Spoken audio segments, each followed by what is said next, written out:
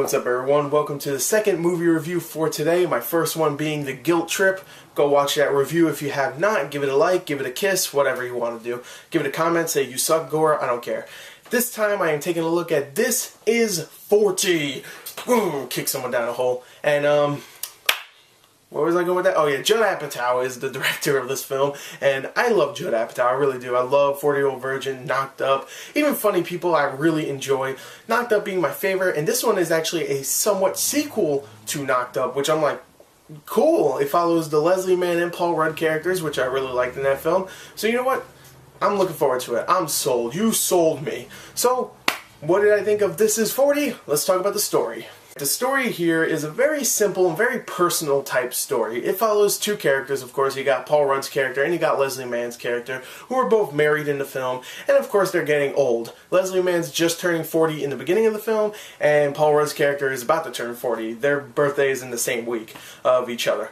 And, you know, they're just pretty much, in the movie, you know, having a relationship. Their marriage isn't really working out as much as they would hope. I mean, they still love each other, but they have a lot of fights. Their daughter is just their 13-year-old daughter is just a maniac. Their 8-year-old daughter is just an insane little girl, and you know they just don't have the best relationship as a family. Throughout the movie, there's a bunch of side plots between Paul Rudd's job, jeez, and Leslie Mann's job, and some of those side plots here and there. For the most part, it's a very personal story about these two, you know, getting to know how much they really love each other, and that's pretty much really it. It's about them two really caring for one another. That's it. And there's a bunch of side plots. So, you know, I'm just going to leave the story at that. I mean, not the best explanation for the story, but you know what? That's it.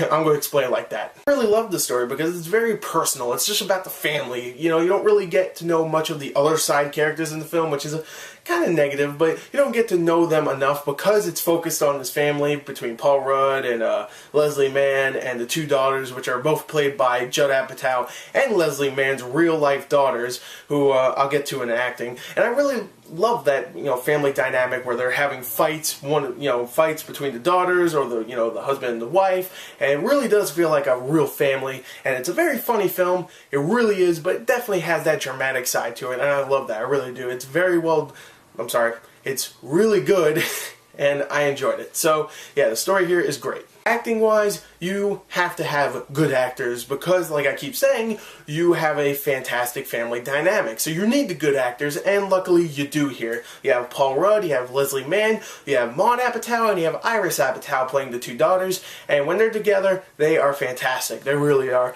Paul Rudd and Leslie Mann, in a way, play the same characters that they usually play, but they do it so well that I don't even mind that. You know, like Seth Rogen, he gets on my nerves sometimes when he plays the same character, but here, whenever they do it, they're actually really funny or very sweet. They can do dramatic stuff very well, and you know, I love them. I love them in this film.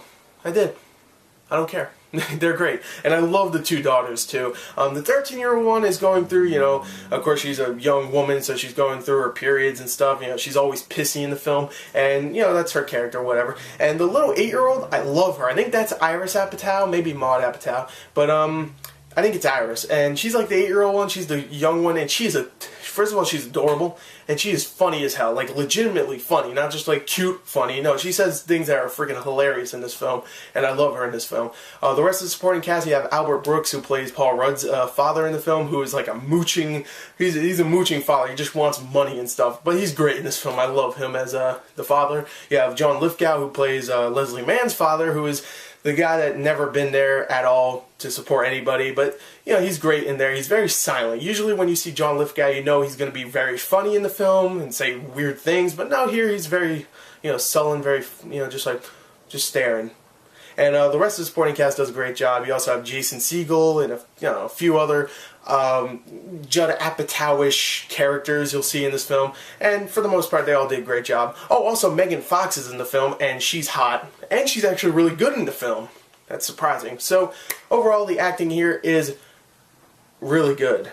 Damn good. So let's go on to what I thought was funny in the film. And then overall, this movie was very funny. So funny. No, really. I thought this movie was extremely funny. And it is a very long film, just like most Judd Apatow films. This is actually probably maybe the shortest one of them all, and this is still a long movie. You're going to be in there for a long time, and sometimes you'll be like, okay, when's it going to end?